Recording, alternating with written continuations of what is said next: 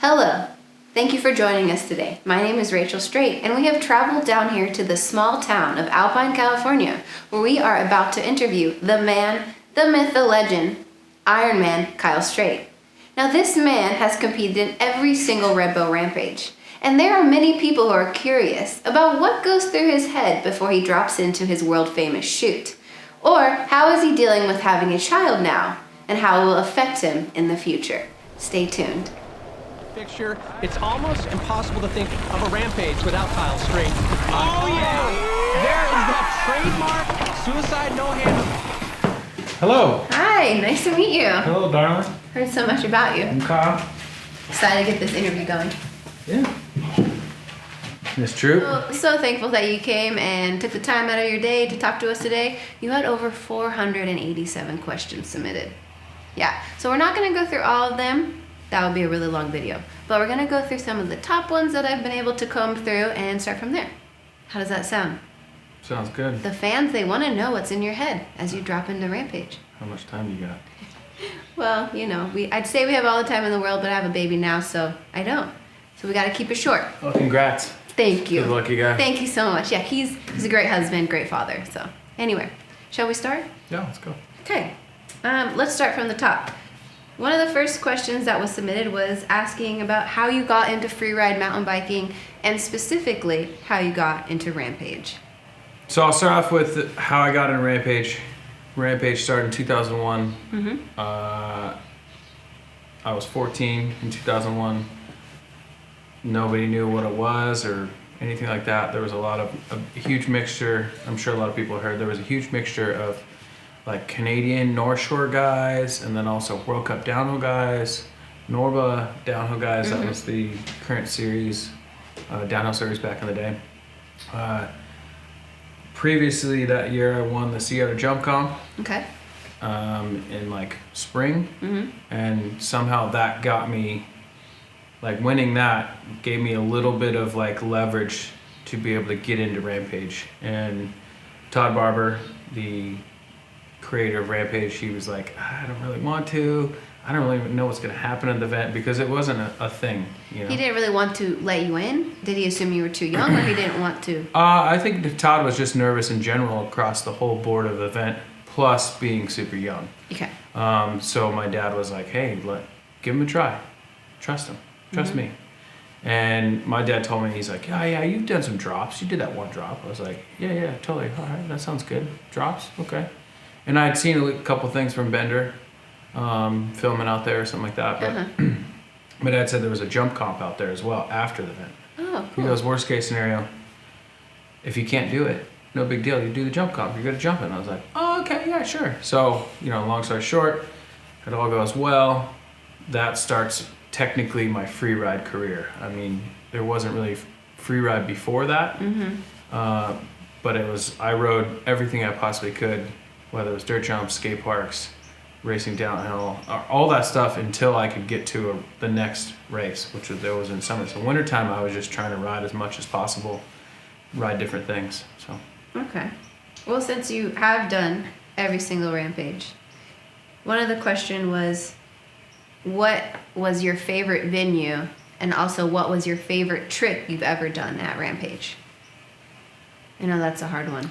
That is a hard one. I mean, because there are tricks that I really enjoy doing, and then there's ones that are more meaningful, and there's ones that are like more scary, glad it's over, don't have to do that again. Mm-hmm. I'll start off with my favorite venue has probably been this one, the one we just had.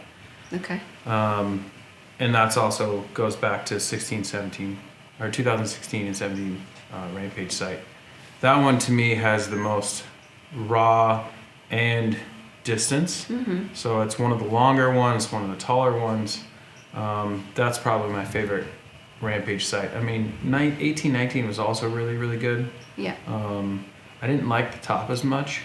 Okay. Top was kind of boring, kind of bland. 1819. Yeah, but the middle and bottom sections I really enjoyed. Also, even there's some really cool stuff back at the 2008 site. The first year it came back after the hiatus I had. There's some really cool stuff there.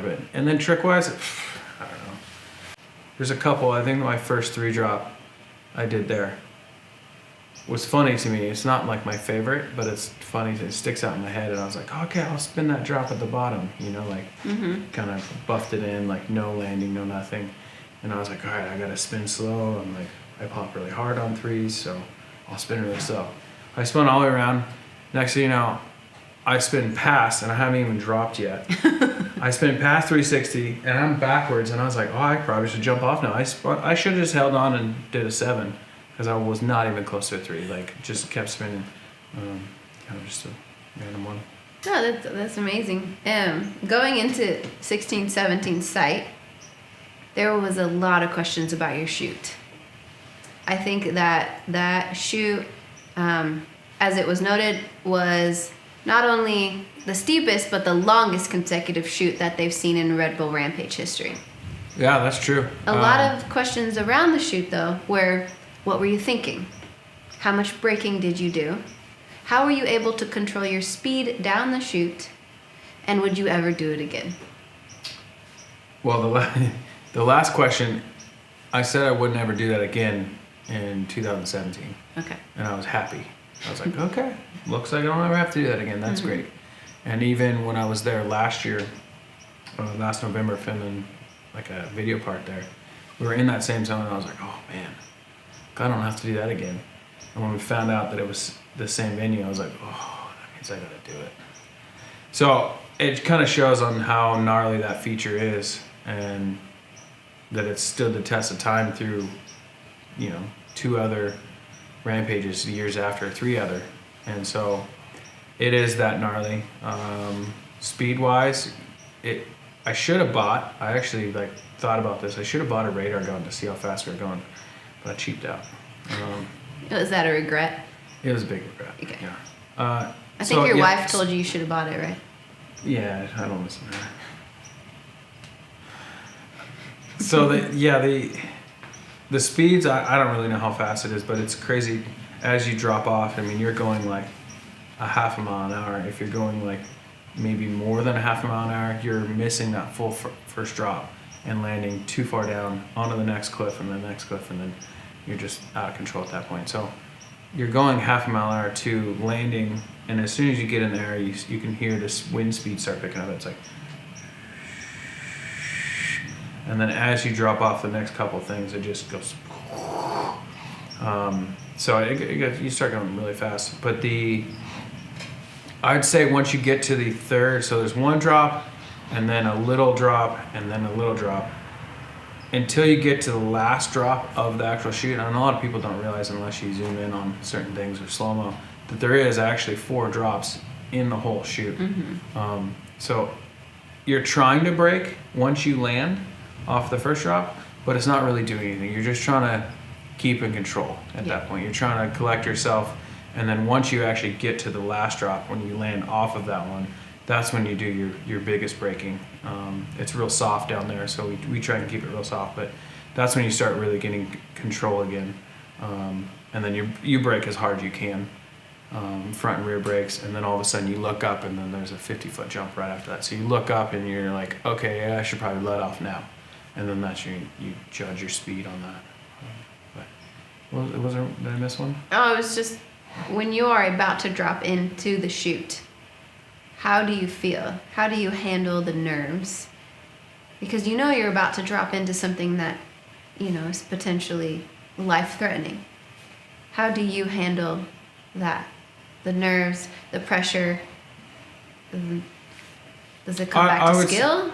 I would say it's the same. It's crazy because it is at the start of the run, so it's actually kind of nice because you can collect yourself, even though it is the top of Rampage and there's helicopters, announcers, and you're sitting up there and you got cameras all over you. It is nice being at the top because then you can collect yourself. If it were at the end of the run or something like that, it might be a different story because you get amped up, or end of the run might be okay, but middle of the run would be also tough. But for me, I just try and calm my nerves.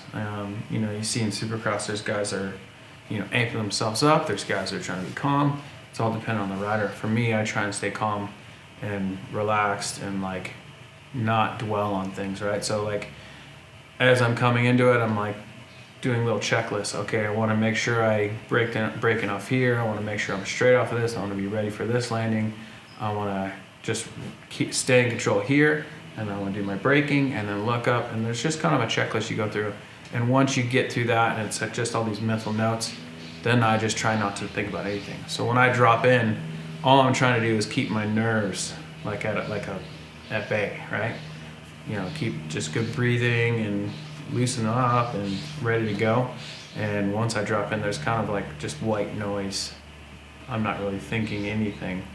It's just like do what I know how to do. Just in the motion. Yeah, you're in the autopilot. You're doing motions. That's crazy that that's your autopilot. Yeah, I mean, also too, when you get confident, when you get good at certain things, right? You can go from, okay, this is what I need to do, focus on this, and then you just a muscle memory after that. That's very true. And if you get into that muscle memory autopilot type thing, you're doing the correct motions that you need to do to be safe or to ride something super sick or Yeah. Going along those lines, what makes you come back every single year? And is the feeling after all these years the same? It's definitely the same. The main thing that keeps me coming back is trying to win it again. You know, I mean, I wouldn't really want to go out there if I didn't think I could win. Yeah. So my main thing is trying to keep winning. You know, I truly enjoy building out there. You know, and I mean, last year I went out there just to go film. Yeah. And I enjoy building out there. I enjoy riding out there. I enjoy pushing myself, which in turn sometimes pushes like the limits of mountain bikes and what people can do. But I think it's just because I love it. Yeah. We can definitely see that you love it through all the years. Touching on the winning aspect, now you can decide to answer this question or not because it can be deemed controversial. It's in regards to the judges. Do you feel like the scoring is consistent and riders understand what they got the score that they did? I think what he's trying to say is, do you feel that the judges are consistent with every rider and that they are receiving the score that they deserve? I think it depends on the year, and I think it depends on where you place. Usually there's not too many discrepancies in the top three. Over all the years we've competed there, there's been some years where you're like, well, that's true. Yeah, top three is right. And then it kind of gets a little fuzzy after that. And it just depends on the year. I think for this year, you know, it depends on, ultimately you are riding to the judges. Yeah. You're riding for the judges. You're not riding for the event. You're not riding for anything like that. Mm-hmm. So I struggle as an athlete at Rampage because I want to ride a certain way and I want to ride certain things. And sometimes that translates, sometimes it doesn't. I think it's hard. It's definitely one of the hardest jobs, for sure, is being a judge. And I think that sometimes judges get caught up in hype or surroundings or stories, things like that, which is hard not to do. But I think that a lot of times that happens. Sometimes you're on the winning side. Sometimes you get overjudged, sometimes you get underjudged. And that's what's super tough about Rampage and about judge events. Yeah. There was a lot of questions about judging, so we'll just keep it at that, though. I think we can go on and on about judging, but there's no point to, because we cannot change it. I can't change it. Yeah. Sometimes I'd like to change it. You can change it. One question was, actually, now that you mentioned that, if and when you choose to retire, because it will happen one day, it's inevitable, do you plan on being a judge after? For sure. I think that's part of my place, right, to become a judge. I mean, I've been in it for so long, and I can obviously ride in it and do really well. Mm-hmm. I think at some point, yes. Okay. I would become a judge. I think I would change a lot of things before I accepted that position. Mm-hmm. I think there should be more time to be able to judge. I don't think it should be like this whole like online live scores. Oh, we got to get it, you know. And then think about this, right? If you're first to drop, or even top 5, or top 3 first guys to drop, first run of the day, you're gonna get screwed no matter what. That's just what it is. And because the judges don't have a score already or a level to base you off of, there's no like way to be able to do it unless we went to judging format where it wouldn't be live scoring on the first runs, and then after everyone drops down, they do the scores after lunch, because I mean not a lot of people know we do first runs and then we hit lunch and then we get back up there. So my idea is to everyone does one run, and then you go on from there. Mm-hmm. And at the end of that, they put up the scores, and then it goes live feed scores, live feed onto the board. So then they get enough time to be able to look at every single run. So the guy that drops first, second, or third doesn't get screwed by that. And then also at the end of the day, they can see exactly who rode and where they should file in people together. Then when you go to second runs, then you already have a really, really good base. So there's a lot of changes that I would try and make if I were to become a judge one day. Yeah. What is the judging criteria?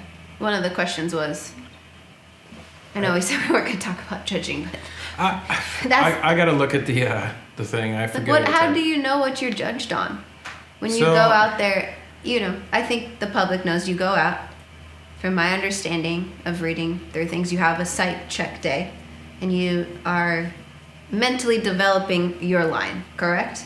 Yeah, you're planning out your build, you're planning out your line, where you want to put things in, where you want to do certain tricks, all of it mixed together. So then when the for the judges, they'll walk around and look at different lines, and they'll put like a mental note of where they think that line will score, and then how well you can ride that line.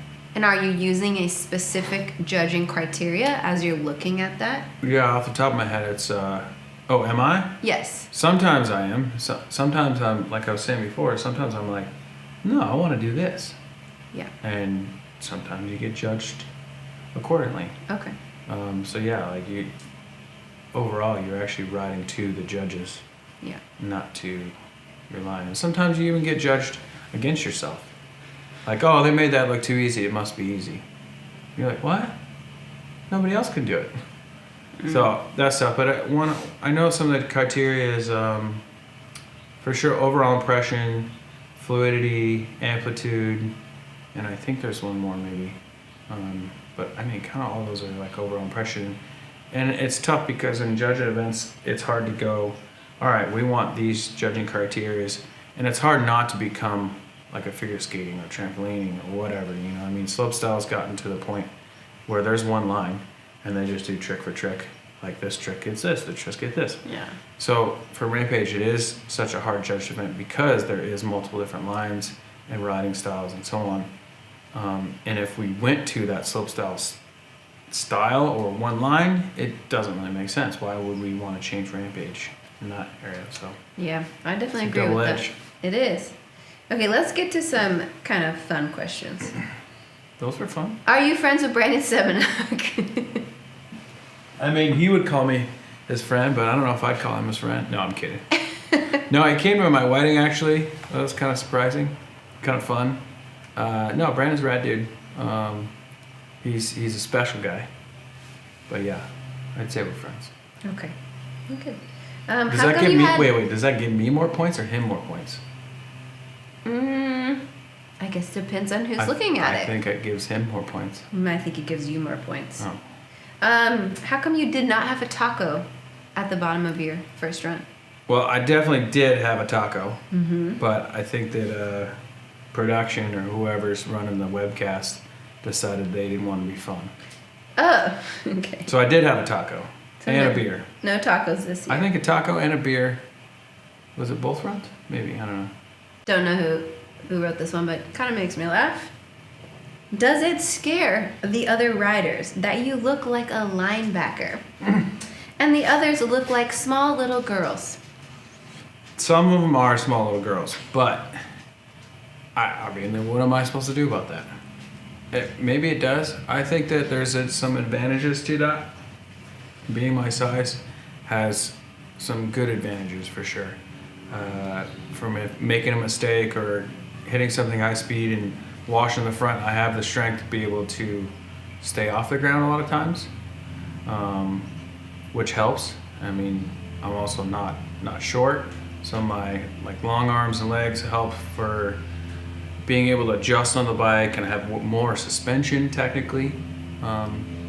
So those are some positives. Some negatives would be like being 6 foot tall. Yeah. A 6 foot tall Superman is a lot bigger and takes a lot more time than a 5'6" Superman.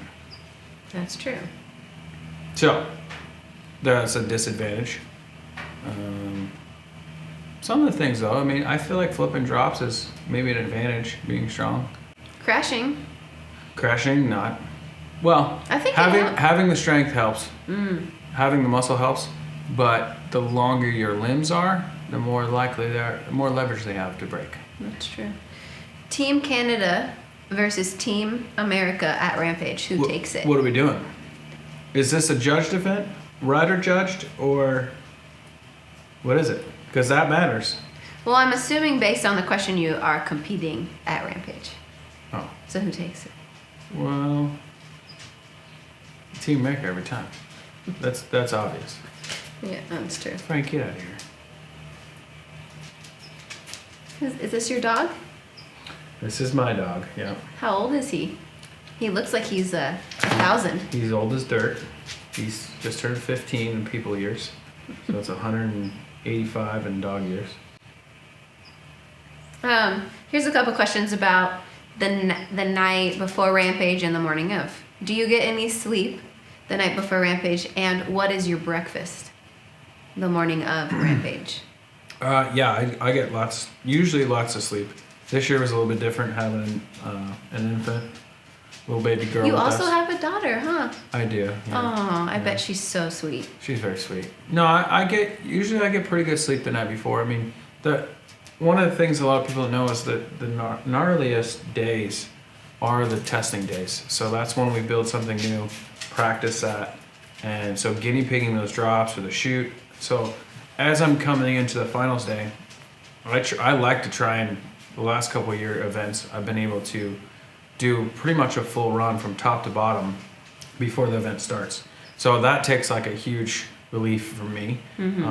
So there's no like question like, ooh, I wonder what that speed is connecting these multiple things, multiple drops or shoot or whatever in together. So with that, I mean, that takes so much relief out of you. You know, you're just like relieved that you're like, oh, I've already done it. Obviously you have nerves because of the event and so on. But no, I sleep really good. It's the coming into the practice days are the hardest night's sleep. Okay. Tough. In regards to practice days, one of the questions was actually, it's more about, I guess, your diggers. How do you choose your diggers, and how much do the diggers play a part in your line and your overall well-being at Rampage? Yeah, our builders, diggers, they play a huge part. You know, I put my life basically in their hands on a lot of sections, whether that's packing a landing that's 100 feet long, and say I jump off that thing, guinea pig it, and it's too soft, and I go over the bars and tomahawk. It's kind of on them. I mean, it's on me, but it's on them. So I put a lot of trust into those guys, and at the same time, we're spending 2 solid weeks, 24 hours a day with each other. So picking diggers is actually really hard. They obviously need to know how to build, they need to know how to ride, and those guys are confidence builders, right? Like, yo, bud, you got this. You know, sometimes they're speed checkers, right? They help you with your speed check. They help you with, you know, building line, and they take a huge burden off of us. Not burden, but they take a huge like weight off of us from actually building as hard as we used to. You know, so then when we come into those practice days, the guinea pig things, we're fresher than we used to be. You know, those guys are dead tired. I mean, those guys work so hard. But you would not be able to do the event as a rider or have the event without our diggers. We had a lot of questions about your jersey. A jersey? Yes. Which one? It did not specifically say, but I'm assuming it was both that you wore. Yeah, I wore 2 different jerseys. Okay. Two very similar, but a lot of compliments. And also, when will the jersey be available? We have people that are interested. Is it going to be available, or is it something that you made specially for yourself? Most of the time, what I do is I'll make a custom jersey for Rampage, sometimes two. The last 2 years, Darko and I have done 2 different jerseys, like one for practice, one for finals, whatever one I feel like I'm vibing the most or looking the greatest.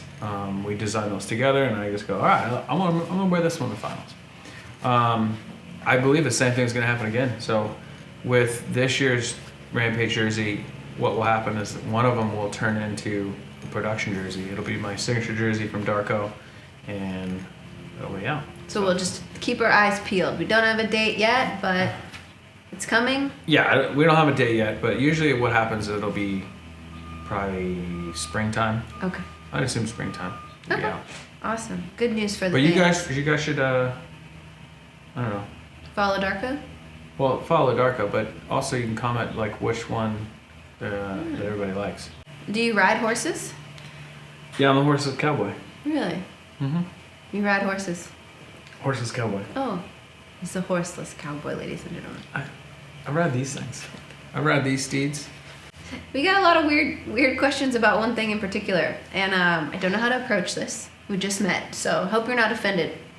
But one of the most common questions out of them all was,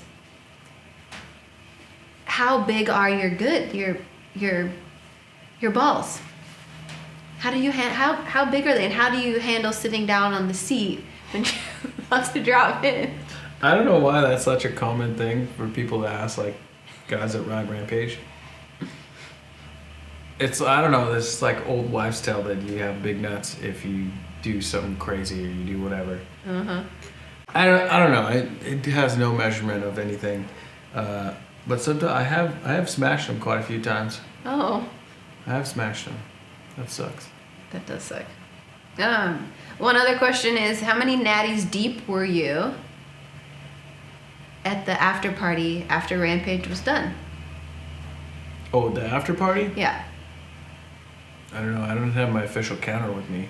Okay. Do you need to consult one of your builders for that? Yeah, I'd have to consult Mitch. He's my counter. Okay. But I'm assuming it was a lot. Give or take. Okay. I mean, not sloppy or anything. I wouldn't do such a thing. Really? Really? Why, do you have some insight? No. Katie? Not at all. Rachel? Not at all. Last question to wrap up this interview. As you said earlier, you have a young new daughter. You are now a dad. Did that play a factor in this year's Rampage? Honestly, I was pretty nervous about that. Because it is such a crazy thing being a dad. I was scared coming in. Mm-hmm. You know, like I had her out there beforehand, and then she left to go to a different race, and then came back, and I thought I would be like really hesitant. Mm-hmm. And I was scared that I was going to be hesitant, but still end up doing what I was there to do. And that kind of made me nervous, because when you're uncertain about things out there, Yeah. it usually ends bad. So I thought about it, and I was like, okay, well, you know, I feel really comfortable with all my lines, and I feel like I'm not putting her in danger, or myself in danger, which would put her in, you know, like a bad spot. So honestly, I ended up feeling really good, and I was happy she was there, and I'm just happy that I got everything I wanted to get done. I was really confident. Luckily, I was confident in my build and my line and what I was going to do, and I was nervous for sure, but luckily, you know, I felt really good out there, and it didn't affect me too much. You know, I mean, there's definitely that thought in my head, and it went through as a big thought, but yeah. So we'll see you back, Rampage 2022. Bring it on. Awesome. Thank you so much for joining us, everybody. Kyle Strait, Iron Man, the man, the myth, the legend. We got, what do they got? They call me Dubba Kid. They call me Chaotic Kyle. They call me Teddy. the kid that shouldn't be there. Oh, then I was Teddy, and then I was two-time champ, and now I'm the Iron Man. So keep them coming. Everybody knows, hell, I'm bad news. Everywhere I go,